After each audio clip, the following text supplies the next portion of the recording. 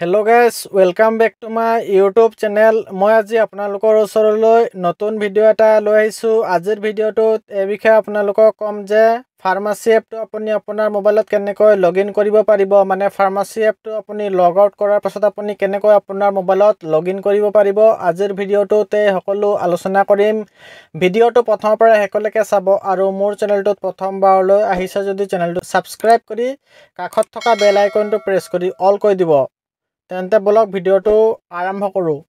প্ৰথমতে আপোনাৰ মোবাইলত আপুনি ফাৰ্মাসী এপটো ওপেন কৰিব।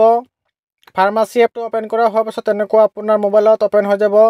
চাবলৈ পাইছে ইয়াত লগইন কৰিবলৈ আহিছে। ইয়াত আপুনি এটো স্কিপ কৰিব পাৰে। স্কিপ কৰাৰ পাছত আপুনি ৰাইট সাইডত একাউণ্টৰ অপচনটো চাবলৈ পাইছে। তলত ইয়াত আপুনি ক্লিক কৰিব। ক্লিক কৰাৰ পাছত আপোনাৰ মোবাইলত তেনেকুৱা আহিব। চাবলৈ পাইছে ওপৰত লগইন দিয়া আছে।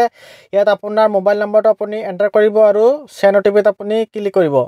আপোনাৰ ইয়াত মোবাইল নম্বৰটো এন্টাৰ কৰাৰ পাছত আপুনি সেন্ড ওটিপি দিয়া আছে। তলত আপুনি সেন্ড ওটিপিত আপুনি ক্লিক কৰিব। ক্লিক কৰাৰ পাছত ইয়াত আপোনাৰ ওটিপিটো ইয়াতে বহাবলৈ আহিব। ইয়াত আপোনাৰ ওটিপিটো আপুনি বহাব।